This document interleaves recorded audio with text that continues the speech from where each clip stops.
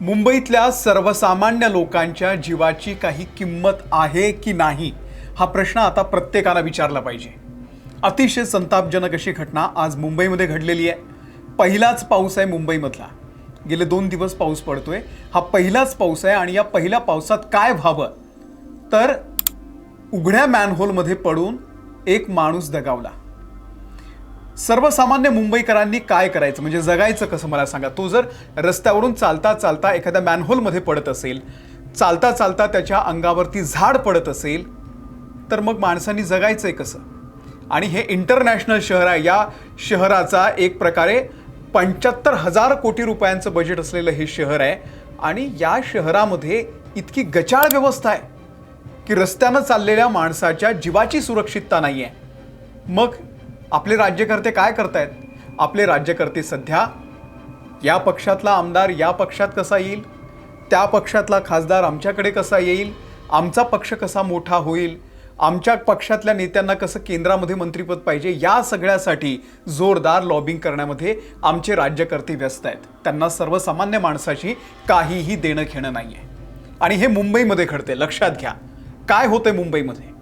सर्वसामान्य माणसाच्या जीवाशी खेळ सुरू आहे। स्कूल बसवरती झाड पडून चेंबूरमध्ये 11 वर्षाचा एक विद्यार्थी, त्या मुलाने जगही बघितलेलं नव्हतं। सकाळी तो डबा घेऊन शाळेला गेला, शाळा संपून घरी येत असताना झाड पडतं आणि त्यामध्ये त्या बसमध्ये 13 मुलं होती, त्यातला एक विद्यार्थी दगावला। त्या आई वडिलांची काय झाली असेल, म्हणजे त्यांनी विचारही केला नसेल की आपल्या मुलासोबत असं काहीतरी होऊ शकतं। आणि हे मुंबईमध्ये, प्रॉपर मुंबई शहरामध्ये चेंबूरमध्ये घडतंय, हे लक्षात घ्या। आणि त्यानंतर आजची घटना आहे साकी नाक्यातली। साकी नाका गजबजलेला परिसर आहे आणि उघडं मॅनहोल, धो पाऊस पडतोय, मॅनहोल उघडा आहे आणि त्या ठिकाणी मॅनहोलची देखभाल करण्याचं काम सुरू होतं। काहीतरी कर्मचारी तिथे करत होते, खाजगी कंत्राटदाराचे, आणि ते मॅनहोल उघडं होतं। हा व्यक्ती फोनवरती चालत जात होता, असलम शेख त्या व्यक्तीचं नाव आहे, आणि असलम शेख फोनवरती बोलत जात होते आणि ते त्या मॅनहोलमध्ये पडले।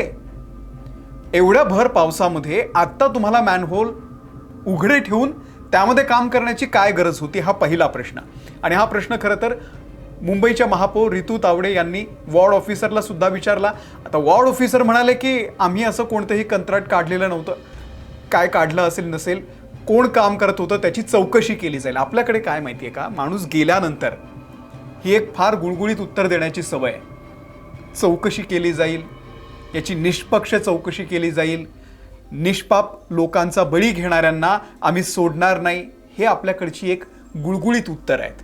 2 दिवसांनी तुम्हीही विसरता, 2 दिवसांनी सरकारही विसरतं पुन्हा। म्हणजे आपण बघा ना, परवा चेंबूरमधली घटना घडली, आपण कोण विसरलो होतो ना, आज पुन्हा एक घटना घडली, हे सुद्धा आपण उद्या विसरून जाऊ। हे आपल्या सर्वसामान्य लोकांची आता मनस्थिती झालेली आहे। आपल्याला आपल्याच जीवाची पडलेली नाही आहे, आपण सरकारला जाबच विचारत नाही आहे। आणि हे या ठिकाणीच नेत्यांचं फावतं। एवढा मोठा जास्तीत जास्त कर भरणारी हे मुंबईकर आहे, मोठं बजेट आहे, पण हे बजेट जातं कुठे? जर रस्त्यानं चालता येत नसेल, फुटपाथ नसतील, मॅनहोल उघडे असतील आणि त्या मॅनहोलमध्ये पडून एक व्यक्ती जात असेल, तर मग याची जबाबदारी कोण घेणार आहे? मुंबई महानगरपालिका करते काय? मुंबईच्या महापौर रितू तावडे वॉर्ड ऑफिसवरती ढकलतायत, आयुक्तांवरती ढकलतायत, एकमेकांवरती आरोप प्रत्यारोप सुरू आहेत। कोण जबाबदारी घेणार आहे? कोणीही नाही, काहीही होणार नाही आहे। काय घडलं मी तुम्हाला सगळं सांगतो। मुंबईमध्ये गेल्या 2 दिवसांपासून धो पाऊस सुरू आहे। सकाळपासून पावसानं जोर धरलेला आहे। सखल भागांमध्ये पाणी साचलेलं आहे, आपल्या सगळ्यांना माहिती आहे। सायन, वडाळा, किंग सर्कल हा जो सगळा परिसर आहे, दादर वगैरे, या ठिकाणी दरवर्षी पाऊस आणि पाणी भरतं। आणि त्या पाणी भरल्यानंतर म्हणजे गुडघ्यापर्यंत पाणी असतं आणि रस्त्यावरतीच ते सगळं पाणी असतं। कोणाला कळतं खाली काय? कोणाला माहिती आहे तिथे खाली मॅनहोल आहे, उघडा आहे की बंद आहे? कोणाला माहिती नाही। 2-3 वर्षांपूर्वी अशीच घटना घडलेली, डॉक्टर व्यक्ती वाहून गेले, वरडीला सापडले, आणि आज सुद्धा तेच घडलंय। म्हणजे एक पाऊस, पहिल्या पावसामध्ये मुंबईची किती दैना व्हावी, मुंबईची तुंबई, हे जे काय नेहमी आपलं ठरलेलं आहे सांगणं, तर किती लाजीरवाणं आहे हे सगळं। आणि आज हाच व्यक्ती पुन्हा एक आणखी बळी गेलेला आहे, आपण आणखी एक माणूस जाण्याची वाट बघणार, तोपर्यंत आपण सुस्त राहणार आहोत. तर हा व्यक्ती काय झालं, अस्लम शेख या भर पावसामध्ये धो पाऊस सुरू असताना ते घरी जात होते आणि त्याच वेळी साकीनाका परिसर आपल्या सगळ्यांना माहिती आहे, अंधेरीचा अत्यंत गजबजलेला परिसर आहे. त्या ठिकाणी खैरानी रोड आहे, खैरानी रोडवरती सन्मान नावाचं हॉटेल आहे, त्याच्या समोर मॅनहोल होतं. मॅनहोल उघडं होतं आणि ते त्यांना दिसलं नाही. फोनवरती बोलत असताना ते त्या ठिकाणी त्यामध्ये जाऊन पडले आणि 10 ते 15 फूट अंतरावरच्या एका दुसऱ्या मॅनहोलच्या जवळ ते जाऊन वाहत त्या ठिकाणी गेले आणि तो तिथे असल्याचं ते कळलं. म्हणजे लक्षात घ्या, एका ठिकाणावरून व्यक्ती दुसऱ्या ठिकाणी वाहत गेला. 15 ते 20 फूट लांब असलेल्या त्या दुसऱ्या मॅनहोलमधून त्यांना बाहेर काढलं गेलं. लक्षात घ्या किती भयानक परिस्थिती आहे ही. आणि मॅनहोल काही छोटं नसतं, खाली पूर्ण गटार असतं, सगळ्या प्रकारची घाण त्यामध्ये असते आणि त्यामध्ये 20-25 फूट खोल व्यक्ती पडल्यानंतर काय त्याच्या हाती लागणार आहे. जेव्हा तो पडला तेव्हा ते आजूबाजूला जे काय त्या मॅनहोलमध्ये काम करणारे इतर जे लोक होते आजूबाजूचे, तर त्यांनी तिथं शिडी टाकून त्यांना बघण्याचा प्रयत्न केला, पण ते काही दिसले नाही. त्यांची छत्री आणि चप्पलच फक्त दिसली. ते कुठे गेले ते काही दिसत नव्हतं. नंतर त्यांना बाहेर काढलं गेलं. ही किती भयान आहे, म्हणजे किती वेदनादायी असेल ते सगळं. आणि हे असं नेहमीच घडतं आपल्याकडे. या ठिकाणी पडतो माणूस, दुसऱ्याच मॅनहोलमध्ये जाऊन निघतो. हे मुंबईतलं अत्यंत विदारक चित्र आहे. सुरुवातीला काही प्रयत्न झाले, मॅनहोलचं झाकण उघडं असताना अस्लम शेख त्यात पडल्याची जेव्हा लोकांना माहिती मिळाली तेव्हा त्या ठिकाणी कुठल्याही प्रकारचे, आता ते उघडं जर तुम्ही मॅनहोल ठेवलेलं आहे त्याला काहीतरी बॅरिकेटिंग करायला पाहिजे ना, कोणीतरी सांगायला पाहिजे ना की बाबा त्या बाजूने जा, या बाजूने जा. मुंबईमध्ये एकतर फुटपाथवरती दुकानं आहेत, लोकांना चालायला रस्ते नाही आहेत आणि त्यामध्ये हे एवढ्या धो पावसामध्ये मॅनहोल उघडं करून बसलेले आहेत. म्हणजे कोणाच्या भरोशावरती राम भरोसे कारभार चालू आहे का? तर राम भरोसे पण नाही आहे, रामाची पेटी पण लुटली जाते. मग आहे कोणाच्या भरोसे हा कारभार? हा तुम्हीच बघा. अग्निशमन दलाचे जवान शिडीच्या सहाय्यानं त्याची सुटका करण्याचा प्रयत्न करत होते, पण ते सगळे प्रयत्न फोल ठरलेले आहेत आणि त्यामुळे BMCच्या अधिकाऱ्यांनी तिथे कुठल्याही प्रकारची तयारी केलेली नव्हती, कुठल्याही प्रकारची सुरक्षा व्यवस्था लावलेली नव्हती, असं त्या अस्लम शेख यांच्या नातेवाईकांनी नंतर सांगितलेलं आहे. हे किती भयानक आहे लक्षात घ्या. म्हणजे पहिल्या पावसामध्ये मुंबईकरांचा जीव किती स्वस्त झालेला आहे, तर तो इतका स्वस्त झालेला आहे की तुम्ही चालता चालता तुमच्या जीवाचं काही होऊ शकतं. तुम्ही तुमच्या जीवावरती घराच्या बाहेर पडा आणि घरी सुरक्षित जा.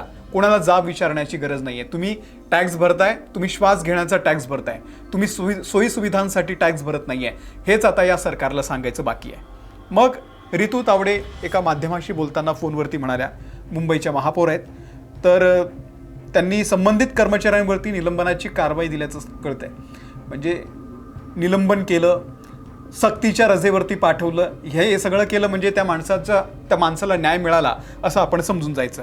फोनवरती बोलत असताना अस्लम शेख मॅनहोलमध्ये पडले, त्यांची छत्री आणि चप्पल आढळली, हे रितू तावडे सांगतायत. मी वॉर्ड ऑफिसर हेर्लेकर यांच्याशी बोलले, मात्र वॉर्ड ऑफिसरनं कुठलीही वर्क ऑर्डर दिली नसल्याचं त्यांनी सांगितलं. आदेश नसताना हे काम कसं सुरू होतं असा सवाल करत चौकशी करण्यात आता आम्ही चौकशी करणार आहोत असं रितू तावडे यांनी सांगितलेलं आहे, मुंबईच्या महापौर यांनी. पण याची जबाबदारी कोण फिक्स करणार आहे?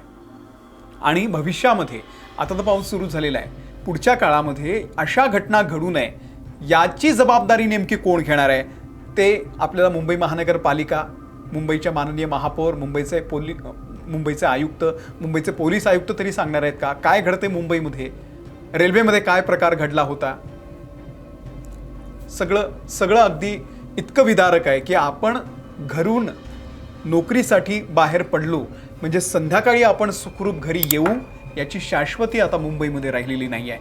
आणि हे इतकं भयानक चित्र आहे, हे इतकं भयानक चित्र याआधी अनेक वेळा आपण बघितलेलं आहे. 2-3 वर्षांपूर्वी सुद्धा अशाच घटना घडलेल्या होत्या. आणि पहिल्याच पावसामध्ये एक मॅनहोल उघडा असतो, त्यामध्ये माणूस जाऊन पडतो आणि त्याच्या जीवाचं बरं वाईट होतं. कोणाला काहीही सुतक नाही आहे. संध्याकाळपर्यंत बातमी संपून जाईल, तुम्ही सुद्धा विसरून जाल, उद्या तुम्ही सुद्धा अशाच पद्धतीनं कामाला जाल. पण तुमचा जीव सुखरूप आहे का, तुम्ही सुखरूप घरी याल का याची शाश्वती कोणालाही नाही आहे. तुमचं काय मत आहे या सगळ्यावरती? ज्या पद्धतीनं मुंबईचा कारभार सुरू आहे, आपले राज्यकर्ते ज्या पद्धतीचा राज्यकारभार सध्या करतायत ते दुसऱ्याच कामामध्ये व्यस्त आहेत. कुठलं काम आपल्या सगळ्यांना माहिती आहे, रोज आपण बातम्या बघतो. आज 6 गेले, आज 1 गेला, याला उपसभापती केला, त्याला सभापती केला, हेच चालू आहे. सत्तेचा खेळ आहे. 24 तास निवडणुका, 5 वर्ष असतात निवडणुका, 5 वर्षांनी निवडणुका असतात. पण आपल्याकडे 365 दिवस, 5 वर्ष आणि 24 तास निवडणुका निवडणुका, आमदार फोडणं, आपल्या बाजूला घेणं, हाच कारभार चालू आहे. मुंबई कोणाच्या भरोशावर आहे? सर्वसामान्य माणसाचा जीव. याला जबाबदार कोण असणार आहे? तुम्ही सांगा, कमेंट करा. या व्हिडिओमध्ये इथेच थांबतोय. धन्यवाद.